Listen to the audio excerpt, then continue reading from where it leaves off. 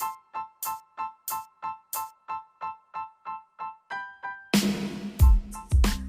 guys, welcome to the brand new podcast, Young and in Love. Young and in Love. Young and in Love. This is the podcast, Young and in Love. Hello, young lovers, and welcome to another episode of Young and in Love. Young and in Love. Again, I'm Josh. And I'm Taylor. We're the Andersons. And this is Young and in Love. Young and in Love. Young and in Love. Young and in Love. This is Young and in Love.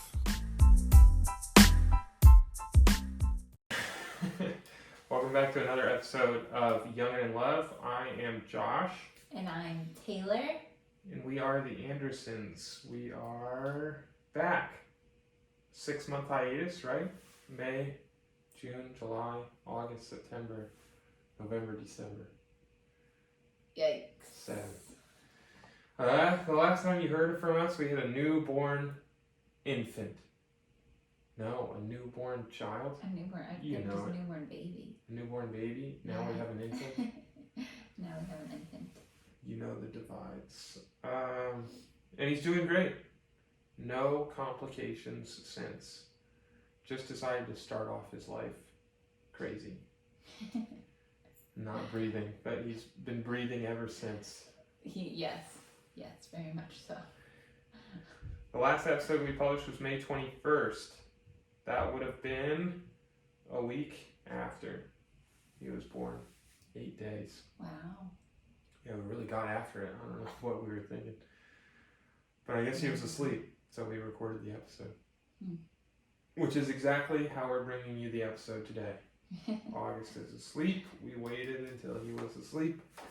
And now we have some time to talk about how the first 7 months of his life have gone. So what do you think? What do you think, Tay? Expectations met? Well, I don't know if I really had any expectations. I mean, besides the fact that, I wanted to be, I've always wanted to be a mom. And then we got pregnant, and I'm like, cool, I'm pregnant. I've always wanted to be pregnant. I want to have a baby. And then the baby was born, and we had a little hiccup in the beginning. And then all I cared about then was him to be better. And then he was better. And then it's been good ever since then. So, I mean, I don't know. But it's been great. I mean, he's a great kid. He's super happy, super joyful. You've been home now more this last, few weeks. But, me being home with him every single day, it's so much fun. We play so much. So much. He's so fun. He's so fun, so happy. I love him so much. I just want to snuggle him all the time. But he doesn't like to snuggle. Yeah, he hates the snuggle. Which is funny and also super sad. I'll pick him up when he's sad or something, and I try and give him a hug or just pull him into my chest, and he immediately gets super angry and just pushes me with all of his strength. Get away from him.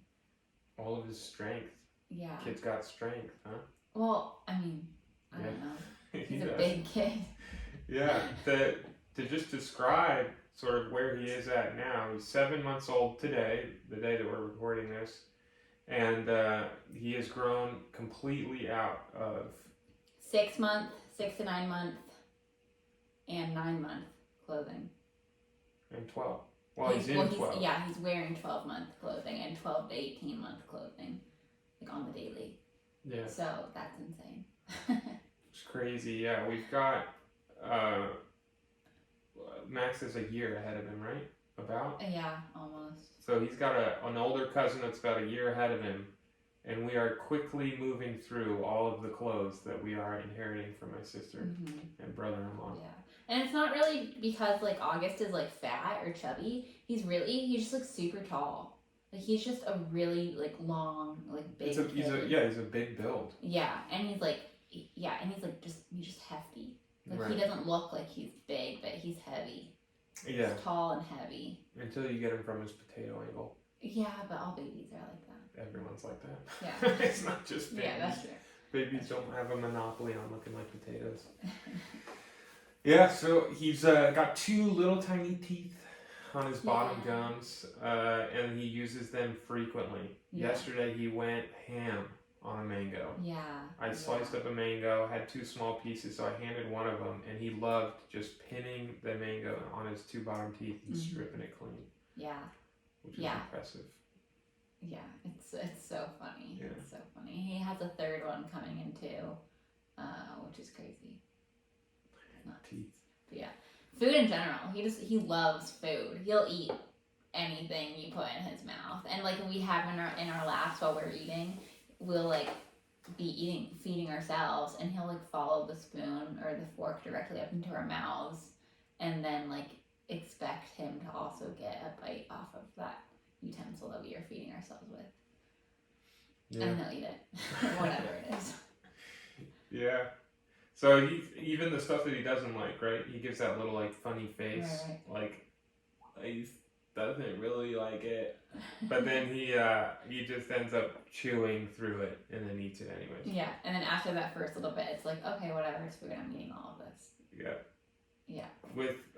But with much more solid food comes much more solid poops, which is it's terrible. not exciting. Yeah, not fun. Worst regret as an adult. Feeding my child solid foods. But he's healthy. He's happy, and for anyone who maybe has fears about a quarantine baby not being social enough, I think he breaks that fear. Yeah, because somehow. Man, he loves new people. Loves to meet people. Will look at them like they're funny because he's never seen them before. But as soon as you show him a good time, he's off to the races. We'll show you a fun time as well. The thing that I really wanted to talk about, though, today is less about him and more about us.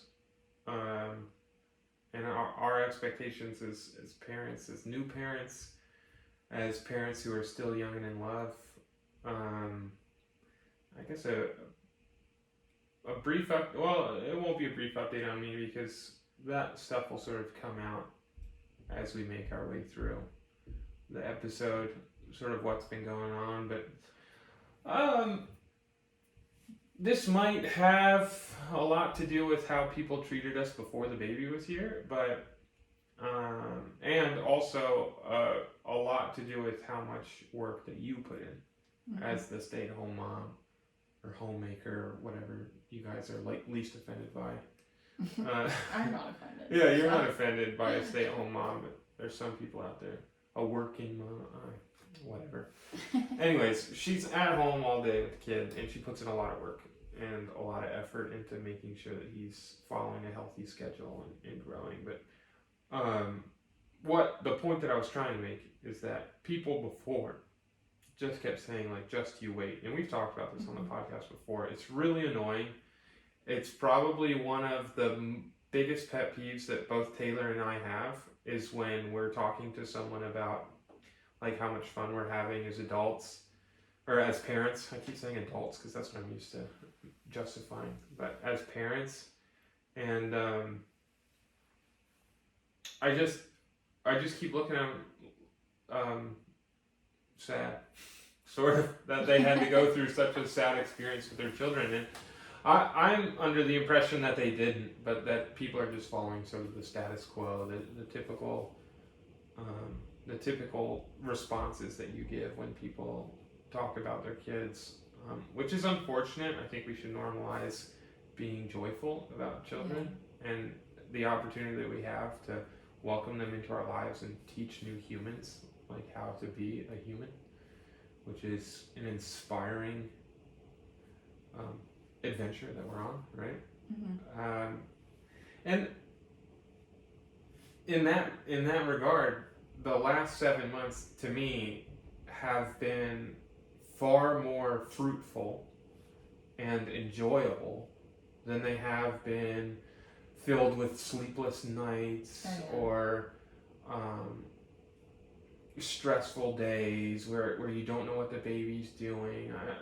And again, I think that plays a lot to what you've been doing. Yeah, and I agree. And honestly, I think, like, looking back now, like, at things we went through when he was a newborn, like, thinking about the stuff, like, I had to do now, then, Yeah, that makes sense. Like waking up every like hour, every 2 hours in the middle of the night to feed him for like 30, 40 minutes in the middle of the night, and then try and get him to somehow fall back asleep, and then me keep doing that every 2 hours throughout the entire next day too, like 24/7. That seems like terrible. Like I don't want to do that right now. But I know that in that moment, like I did that and I was fine. Like I mean, I took naps and stuff during the day, but I got through it and I didn't think it was terrible. Like I didn't think it was terrible at all. Like I didn't think it was that bad. But yeah, just so I don't know. Like looking back, it seems bad. But in the moment, it's not bad. What's the sleep coach's name? Oh, Taking Care of Babies. Yeah. Okay. So her name's Kara. So Taking Care of Babies is Kara is K-A-R-A. No. Right? C-A-R-A. C-A-R-A. Taking Care of Babies. We took that course. I watched the first part. Taylor took the full course. Mm-hmm. I just watched the newborn portion, and that made a huge difference. Yeah. Like looking back, hindsight is full on 2020 in this aspect because when the baby was sleeping, we were sleeping. Yeah. And like when we needed to get up, we got up. And if Taylor, it was easier back then because he actually liked a bottle. Yeah. But Taylor would get up, feed him. I'd get up after that, feed him. We'd swap back and forth. And obviously that wasn't perfect every night, but I think for the majority of the part, for the first 3 months, that's how sort of our nights went. And I know a lot of people are suffering through Corona, but for us it was sort of a blessing in disguise because I was asked to be working from home throughout May and June, and then our office actually opened back up about midway through June into July.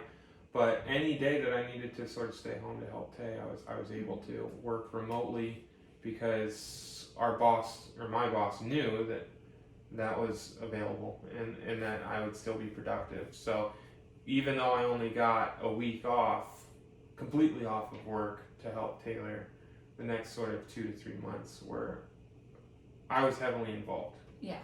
And I'm not sure that would ever happen if there wasn't a global pandemic. Right.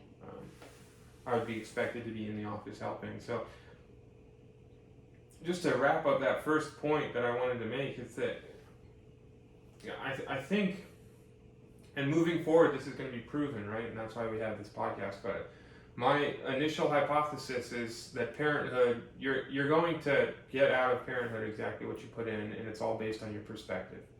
If you're willing to look at the days where he blows out 3 diapers in a day and destroys his car seat, and then you just establish that as your status quo, like, oh, these are my typical days, then yeah, it's going to be rough. And I know that there's a lot of people in this world that have difficult, like, babies to take care of, that have a lot of health issues and a lot of complications, and it can be hard to find those silver linings. But I know a family in particular that's had to deal with immense struggles with their children, not only after they're born, but during the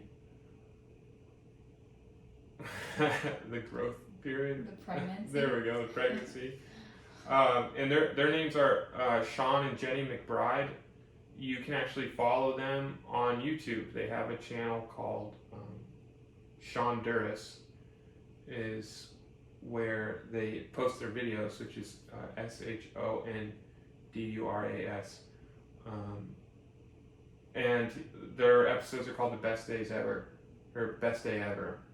And his perspective on life is to go throughout life trying to make the best of every day. He calls himself a professional fun haver. And he leads an inspiring life. And he's someone I look up to as a father. And for the last 2 kids, I'm not sure if they had this issue with their first child, Adley, but for their last 2 children, Nico and I always forget the newest one because I haven't watched a lot of their episodes recently, but yeah, I know. They have this issue where, like, and I might butcher this, but I'm pretty sure that the child, like the fetus, has a different blood type than Jenny did.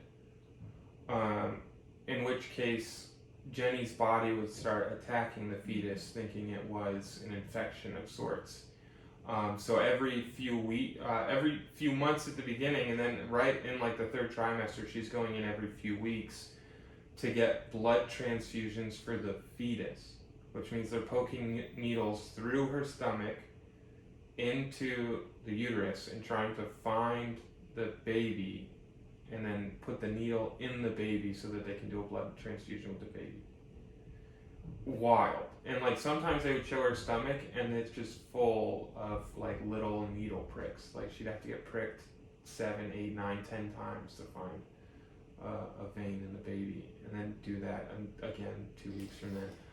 But the last two of her babies were both born premature and had to come home with oxygen machines, and then go back regularly for scheduled checkups. But if you look at them now, with their kids all grown up, you would never have guessed that they went through such hardships with childbirth. So there may be some people even more serious than that out there, but at least you can sort of look at their story and find inspiration. And it all just comes down to perspective. They've got a wonderful perspective on life, that they are blessed to have children, and they will continue to have children as long as they are able. And that's inspiring to me. So try and find someone who you can look up to and look out for. But as for us, we're doing great. I think so. Yeah. What's some negatives that we've had over 7 months? Negatives. Yeah.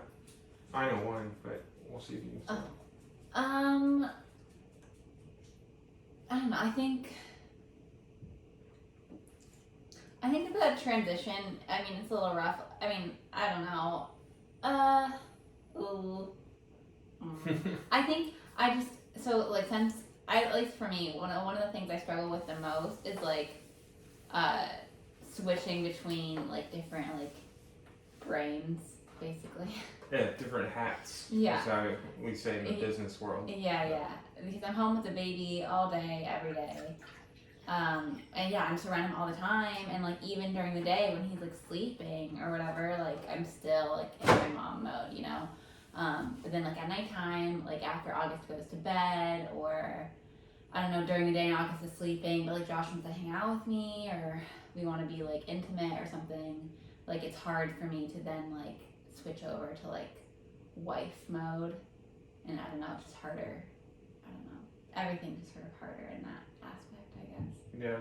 That's probably the thing that is the most struggling to me.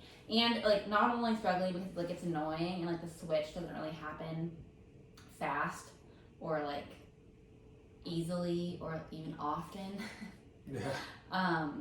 But because like I don't know, it's just like it's annoying. Like it's annoying that I don't know, things are just harder in that aspect, I guess.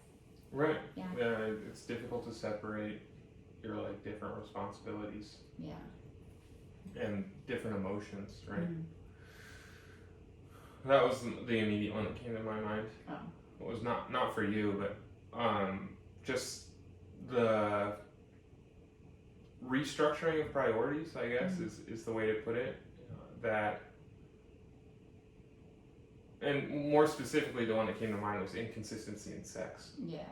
So before you got pregnant, and even during pregnancy, the majority of the time, or the person who initiated things was you. Like you, and postnatal, after he came around, it sort of swapped, right? So I sort of see you in a new light. I see you as a more attractive version of the person that I married. Mm-hmm. And now we're 7 months postpartum, and you've been putting in work since like week 7 of postpartum. And she would have started working out earlier if I didn't insist that she wait for the doctor's go ahead. But she's been going ham, and you're down now to a more comfortable, I guess. You're definitely. Oh, I mean, I'm you down. weigh less Yeah. than you were Yeah. before pregnancy, right? Yeah. You can give an update on It fits in well. I mean, yeah, I'm back. Well, so I got back down to my pre-pregnancy weight, probably by like the end of month 1. But then continued to lose weight, and I think now I'm like 5 more pounds down since then. But I don't really care so much about. Yeah, that's why I sort of hesitated on the description, Yeah. right? Because it's not really about the weight, but you're feeling much stronger than you did before. Oh, yeah, You're yeah. feeling. I think now I think I'm the strongest I've ever been, ever, really. And I've been more consistent with the gym. I think because I sort of have to. The structure has to be there now because I have so many different priorities. I don't have a bunch of free time that I used to have. So like when I'm in the gym, like it's gym time, or like if I'm going to dedicate myself to something, it's like 100% because I don't have the time to dilly-dally on anything. So things are just better than they used to be before baby. Yeah. Which is ironic, right? Right. Because that's another one of those just you wait things that we've heard before is you just wait until he's a little older and then you have less free time. And this, again, it's so hard to sort of look at parenting and break it down to a go-to method for everyone to do, because every child is different. Every child's going to react differently. August has almost, I would say 80% of the time, he has no problem playing alone. Oh yeah. He'll sit and he'll mess around with his rattles. He'll mess around with a ball. He'll sort of roll around the living room all on his own, and I lose track of him, and next thing I know, he's like halfway across the apartment. And he's got no issue there. So sometimes we're even when he's awake, we can set him down and go and do things that we need to do, and he's okay with it. But it's one of those things that people would always say, like, "Oh, just you wait. You're not gonna have any time for the stuff that you need to do." But there are moments when the kid's sleeping. Right. And that's why I keep like if any new parents or prospective parents, or even like parents of toddlers are out there who are struggling with like getting their kid to sleep, I cannot recommend that women's class enough, because that has freed up. No, it's not freed up. It's given us the ability to schedule our time. Right. Because we know that he's sleeping. And have just the knowledge behind it, which I think is equally as important. Yeah. So we know when he's sleeping, we know when he should be sleeping, and then we know sleep cues, so whether or not he's actually sleepy and whether or not he's going to be able to put himself to sleep. I think all of that knowledge has helped immensely with him learning how to like sleep and when he's going to sleep, and making sure everything fits a pattern so that he can establish good sleeping habits. And then that gives us the opportunity to say, okay, if he's going to sleep sometime between 1 and 3, then Tay goes, okay, I'm going to get a workout in the afternoon. And between months like 2 and 5, I think, or like, 2 and 5, maybe not all the way through 5, but somewhere between there, like months 2 and 5, you were getting up early in the morning to do your workout, because then, well, if the kid woke up, then I could go get him, and we were both going to sleep early. Ironically, it coincides with the months that I was not in school, which is another thing that needs to be updated on. But during summer break, I was a whole lot more lively, right? I had a lot more energy, a lot less stress, so it was a bit more flexible in the mornings, because I could wake up and take care of the kid while you were still working out, or if you were finishing or showering or something like that. And then you knew that sometime in the afternoon he was going to take a long nap, so then you could get in another workout, because you were doing 2 a days at that time. So that the whole sleep schedule thing is a game changer. So if you're a new parent or prospective parents or have toddlers, she's got sleep courses for all ages. So I cannot recommend that enough, because that might change your life. And in the most genuine way possible. It might change your life in the way that you look at your kid and how they function.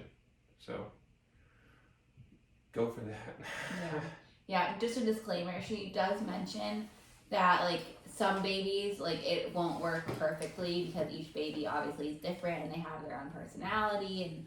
And I know not all babies are as, I don't want to say easy, but or as simple, or I don't know, they're not gonna have the same experience that we had with August in these courses. But I do think the knowledge that she provides about sleep and like sleep windows and like signs and stuff like that, more of the generalized things that are common for like all babies, if not almost all babies, that will be helpful and make the world of difference. So Yep. I mean, it's worth it in my opinion. And if it doesn't help you for this baby, if you plan to have another baby, then this will help you for the other baby. So Right, or maybe an investment for a sister or a brother Right, or a right. friend who's struggling to put their baby to sleep or find those wake windows. Then you can help them find it through your new gained knowledge. So I think it's priceless, that information. I would say it's priceless. So we talked about sort of our schedules and what the kid's doing. That's pretty good. What's the biggest change that you've seen in yourself since the kid's been around?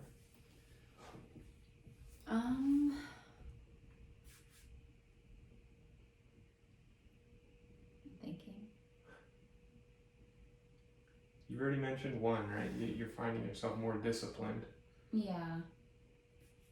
I think I'm. Oh,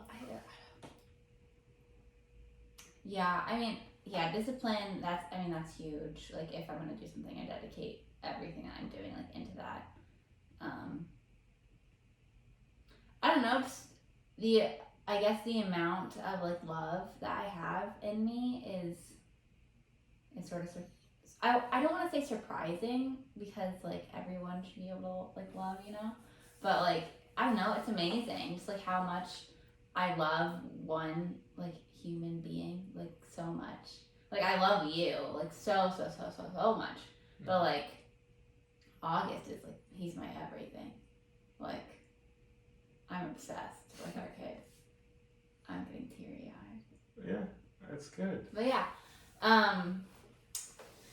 so that's cool, and like, yeah, it like freaks me out to think about him in a couple months like crawling, and once he's crawling, he's climbing. And I worked in a daycare as like a preschool teacher and infant teacher for a little while, and man, I know he's coming up on that age, and I'm like terrified because the little boys I worked with, oh my goodness, they're relentless, and like they don't know that they could kill themselves, but they try to kill themselves on a daily, and I like am not ready to deal with that. But like, I mean, like I said, like it'll be fine because, I mean, looking back, like all the things that I went through that I think I could have never ever gone through, and I did successfully, and like continue to move forward.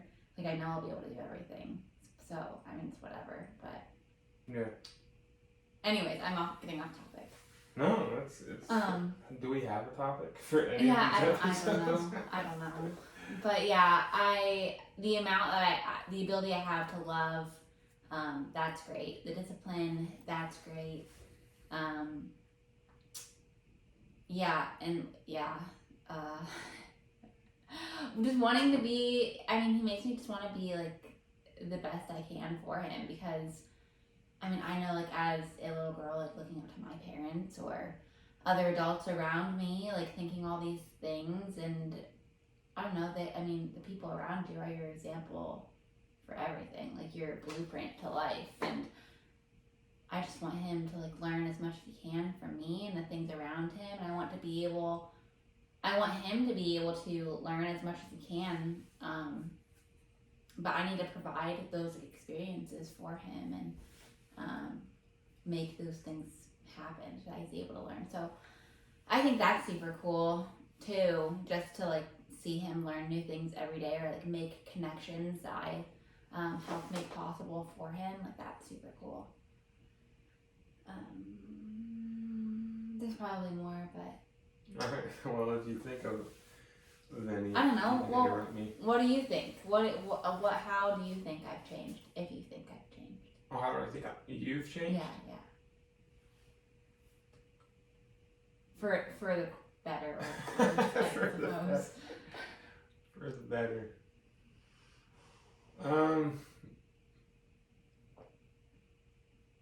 You've definitely surpassed all expectations that I've had of like what you were capable of as a mom. So I had pretty high expectations for you before, just because of the just the knowledge that you have gained and that you shared with me previously, right? As you were pregnant, but also as you were going through school, and all the knowledge you've shared with me before, and also when you were working with children and when you babysit children, you explain a lot of things to me. So I already knew that there was a lot of knowledge there. But your ability to apply that knowledge has definitely surpassed every expectation I had, which is cool to watch, and it's like neat to see, and it's feels nice to know that I married up. So that's like the way that you've changed in my mind, like my reality, right, of you. You've changed, and then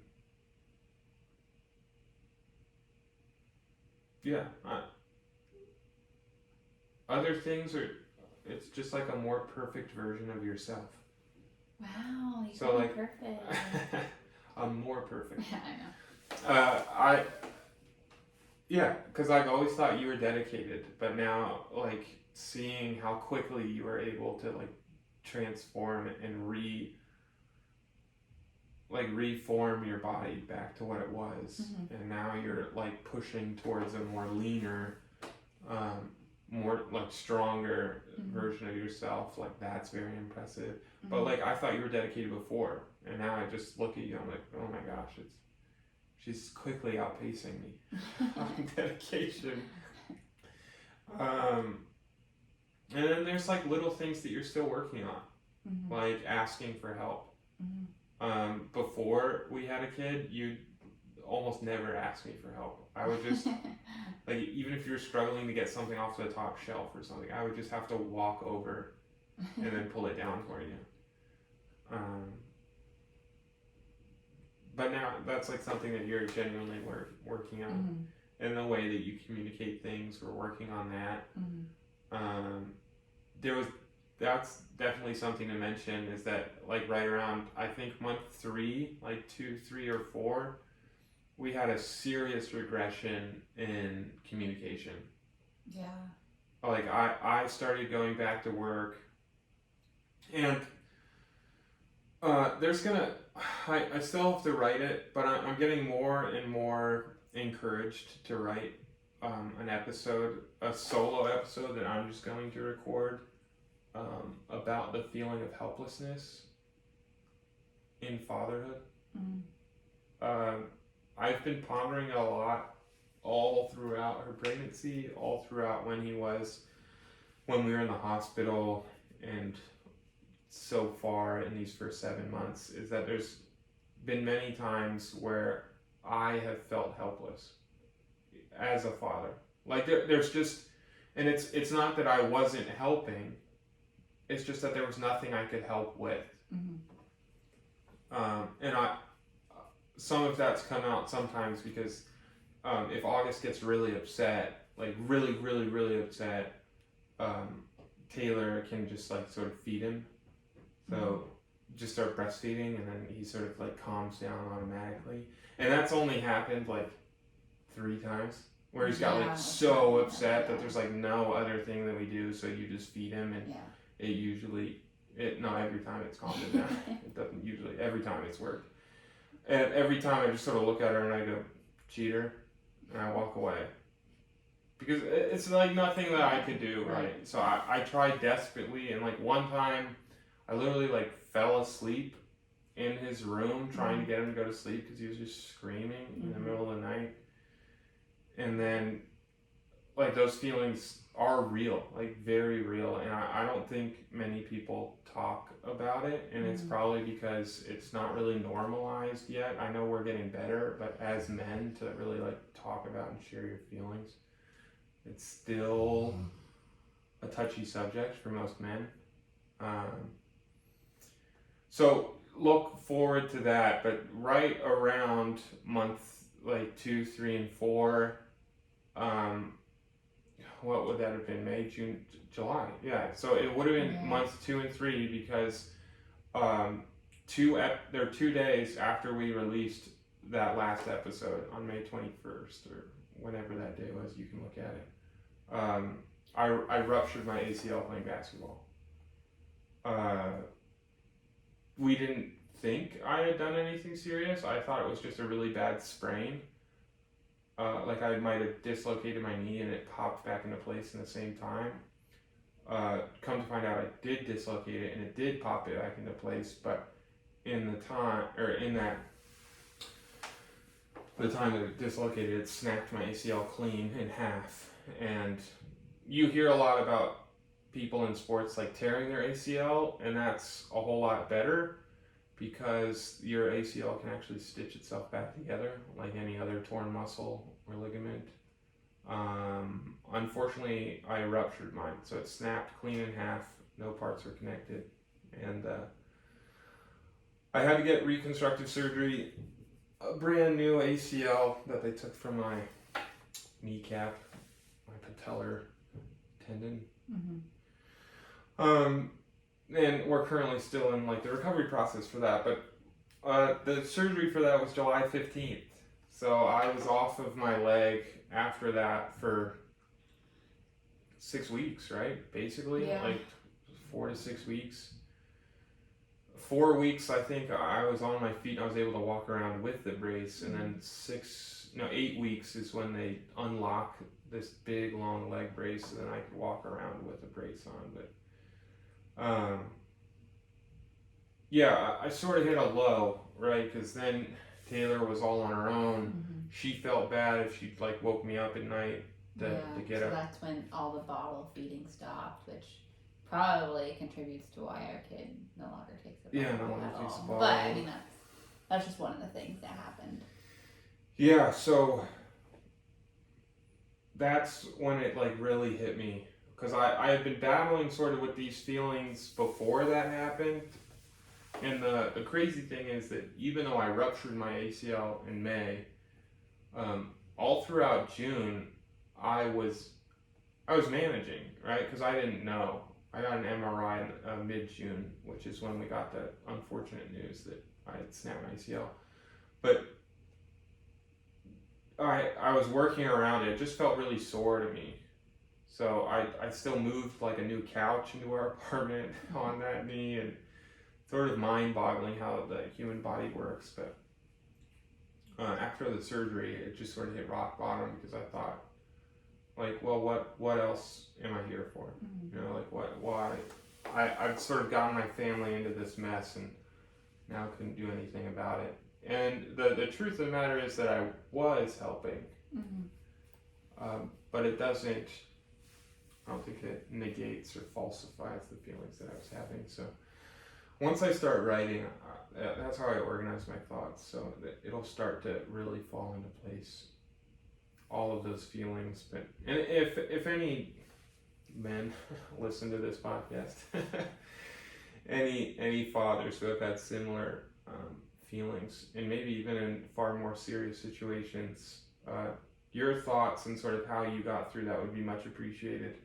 And that's a nice little time to slide in the fact that you can still leave voice messages at anchor.fm/younglove, which is our website. Anchor, as in the anchor of a ship, anchor.fm/younglove. You can leave voice messages now on mobile and on a web browser, so you don't have to have the app in order to leave them. And you can mention the episode that you were listening to and sort of your thoughts, and that way we can include your snippets in the show segments. So I really enjoy that, and maybe I can find someone to talk to about that. Maybe a family psychologist or something that I can bring on the show and talk to them about sort of fatherhood and how not talking about our feelings is stigmatized, which is really unfortunate. You should go back. You keep getting off topic. Yeah. You were trying to talk about our lack of communication, or our issues with communication. Yeah. During 1, 2, and 3. So the segue to that would be that I was at my lowest.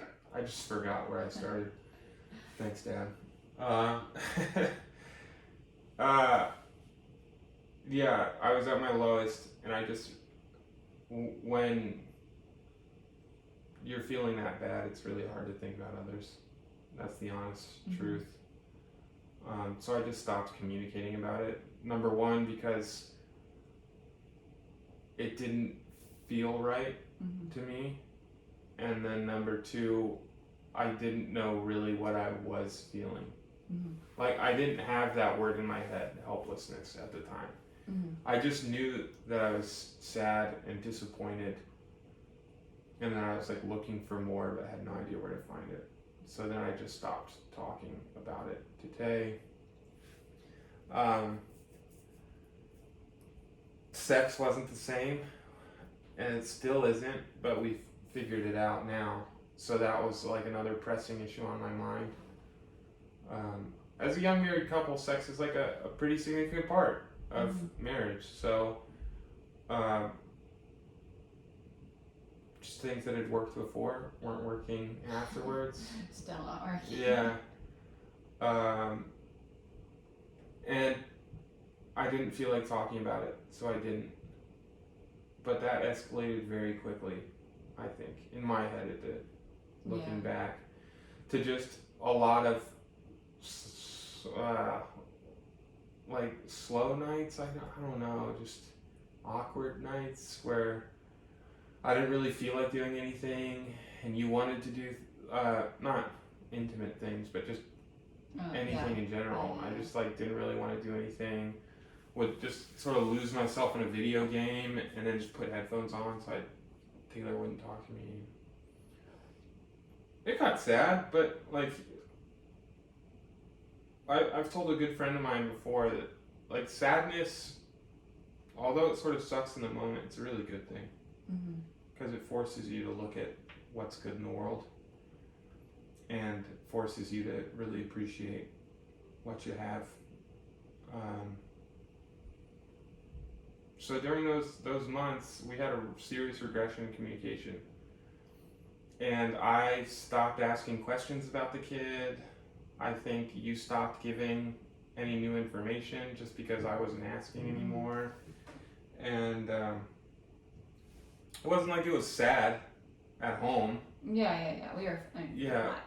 Felt fine. Yeah, it felt okay. It just, we weren't as open as we were before.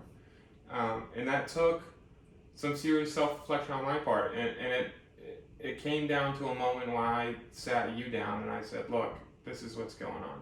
Like, this is the feelings I've been having. And I think this is what needs to happen. But I need your help. So I asked her to be more prescriptive with the help that she needed. So I asked that instead of asking me if I'd like to do something, to just tell me, like, hey, I need you to do the dishes tonight, or hey, I need you to go and change his diaper and get him ready for bath time. And that led to, I think, a far more productive parenting style for us, because when you work together, it's far more fruitful being a parent than, I think, working on everything alone. Did you have any thoughts about that whole thing? I ranted for like 4.5 minutes. You did. So. I mean, I guess it's just something to keep in mind always, to work on your communication. I mean, at any stage of life. We still need to work on it now, but I think especially as a mom, at least for me, it can be hard to even realize that you're doing something or that you're not doing something. Because one, like, the majority of my thoughts are all on like August or about August, or I don't know, or just like what's gonna be best for him, or like how I can do something for him. And sometimes I think, I don't know, or sometimes when like I'm thinking about something that's not that, I don't know, I like don't communicate it, or I don't know, I feel like I just don't even realize. Does that make sense? I don't know. I'm sure it makes sense to someone. Yeah, it can just it can just be difficult. That's all, really. Yeah, I think something that really like snapped me out of it was something that Tay did, and we haven't even talked about this and what you did. But we have private journals and we have public journals. So our private journal is ones that we just keep notes to ourselves and we shouldn't be reading. But then we have public journals that we keep in our end tables next to our bed that we write in with the understanding that at one point our significant other will read it, right? That we'll read each other's journal. And Taylor took mine out and put it on the top because I'd never written in it. I took yours out, so like yours as in the one for me to write in for you. Because you would, because I've written in it, but I haven't written in a while. And I didn't know if you've ever read any of the things I wrote in it. So I placed on top and I kept moving it to places where you go so that you would hopefully pick it up. But up until now, I didn't even know that I've read it. Yeah. Yeah, it's back where it should be. Oh. I read it. Anyway, you continue. Okay. The whole point of that was what she just described. It's an opportunity for us to understand what the other one is thinking and feeling without having to talk face to face about it. Right. So I read hers and realized, or was shown, I didn't realize anything, right? You showed me what you were struggling with and like the issues that you were having as a young mother. And that sort of snapped me out of the whole, like, woe is me, why can't I help with more, like, why can't I do more as a dad? Because all of the things that you were worried about in your journal were things that I could help with. Like little things that make a big difference. So I started just like trying to pick up on those little things and really help out, and I think that's what sort of changed. And then I grabbed my journal, and it took me like 2.5 weeks to write one entry, but it's there. Oh wow! And she didn't even know. Yeah. Cool. So I carried it with me to work, and then one work day was pretty slow, and I just thought to myself, you know what? I got nothing else to do. And I sat down there and I just like forced myself to put my thoughts on the page. So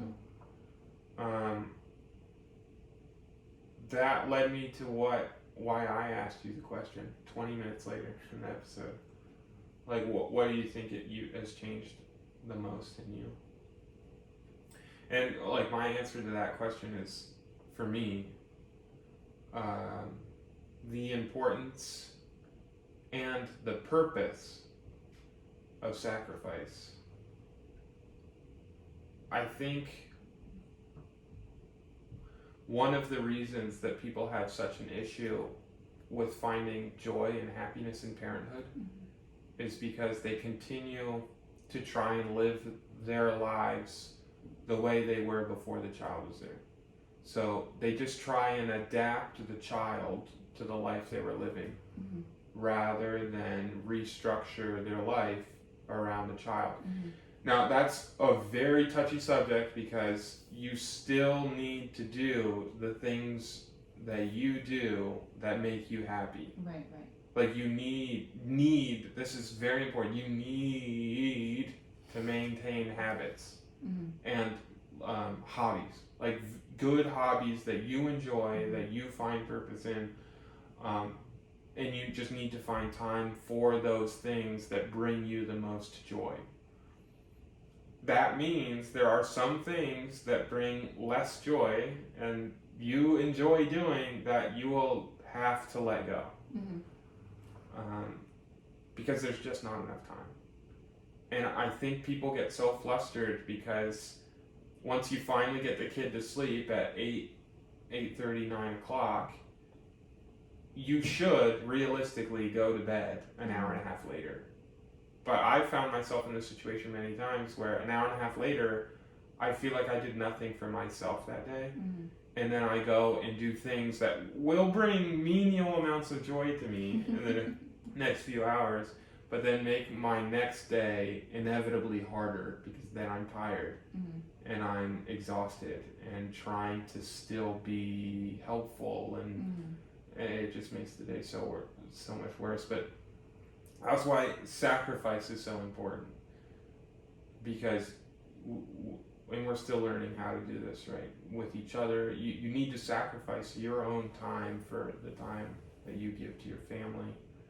Sacrifice a little bit of your career to really take advantage of this time that you have with your family. Sacrifice a little bit of education to really take part in the family and to be an active part of the family. And then that goes both ways, right? Mm-hmm. You sacrifice a little bit of your time, I sacrifice a little bit of mine, for the betterment of the family. And the purpose of that sacrifice is not only for your sanity, but for the betterment of the family as a whole, so that everybody can be happy. Mm-hmm. So sacrifice a little bit of your joy so that you can bring joy to others.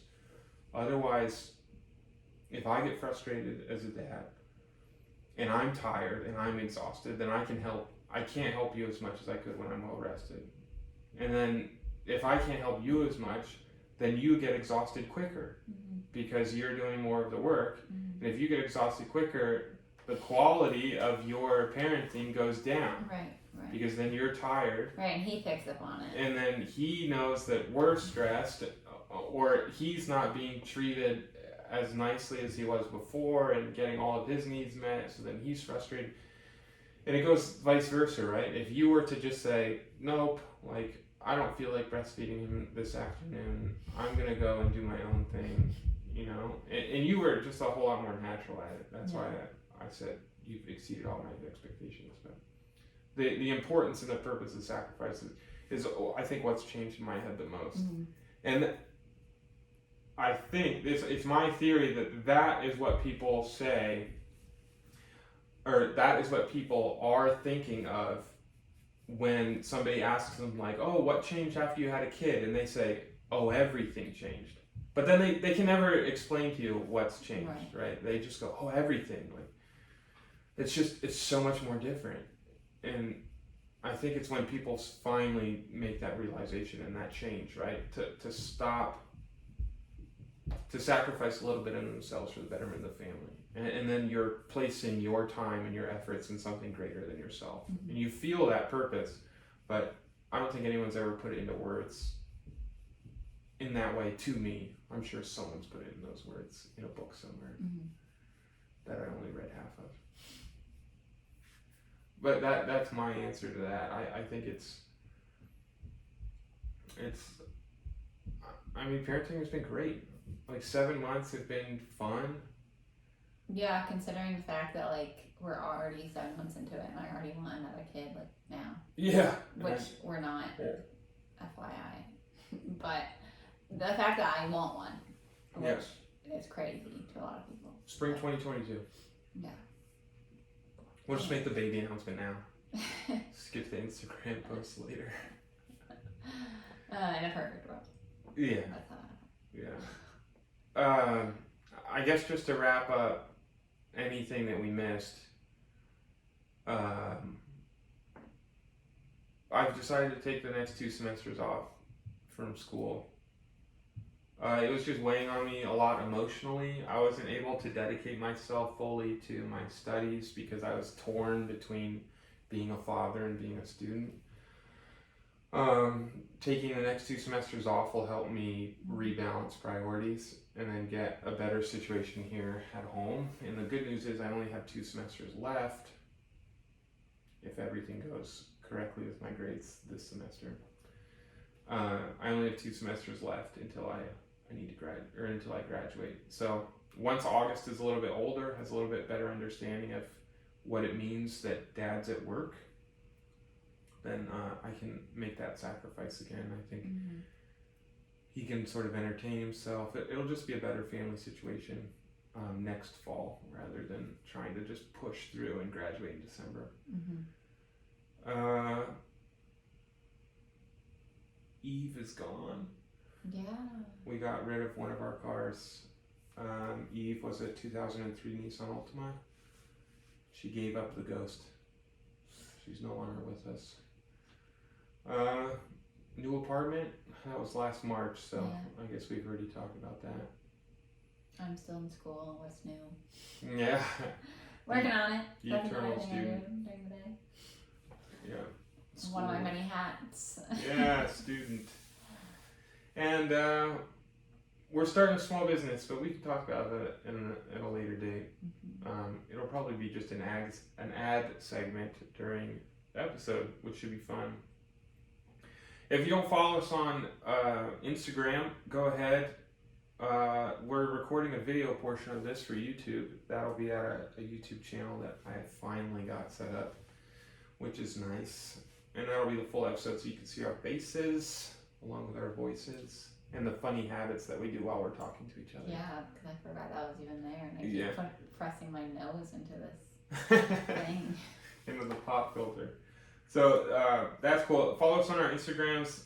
My Instagram is @whimsicaljoshua. If you don't know how to spell whimsical, there's a dictionary for a reason. And you can find me at Tay's Best Days. Yeah. TAYSBESTDAYS. Tay's Best Days. I also never spell whimsical for people because I'm afraid I'm going to misspell it. Yeah, that's why I figured you mentioned the dictionary. Yeah. I could give you my best guess, but it's WHIMSICAL. Whimsical Joshua, JOSHUA. No spaces, all together.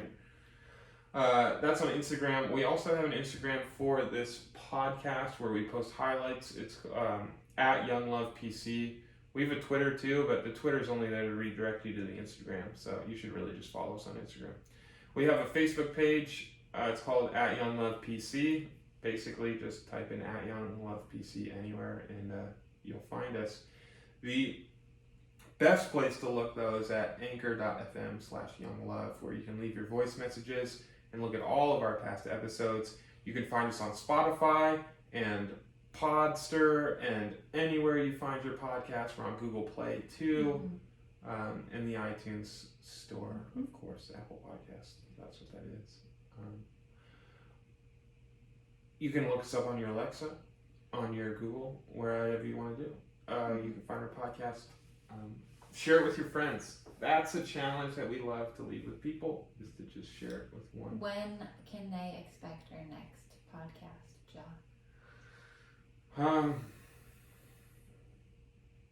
I think we've got a pretty good schedule, although we're headed right into Christmas. So you'll probably expect one more before Christmas. Oh, okay. I think we can do next Sunday once a good friend of ours leaves. She's coming to visit next weekend. And then the next Sunday would be Christmas weekend. So we'll be up at my parents' house. Maybe we'll do something fun with everybody. Ask some goofy questions about love or relationships or communication or family relationships from everybody while we're there, because it's going to be a big group. 6 different families, 7 different families, I guess. Basically, or everybody 6, in a relationship. Yeah, let's say 6 different families, 7 different relationships, and a lot of different people who are involved in my side of the family. So maybe we'll do something cool with all of them to get it together. I believe this is going to be part 2 of a 2-part episode. That way, I can spread some episodes out. Get more content to you guys in the next, so you don't have to sit through an hour-long episode. You can rather take it in 2 parts. Part 1, which will be around 30 minutes, and then part 2, which will be another 30 minutes. But anything else? Any last thoughts?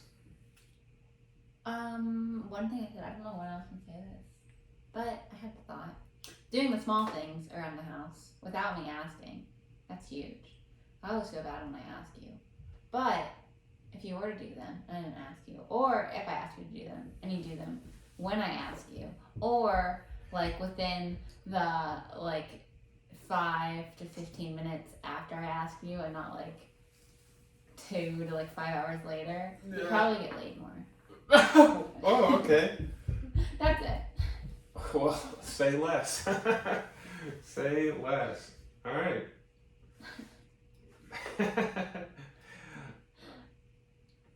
Noted.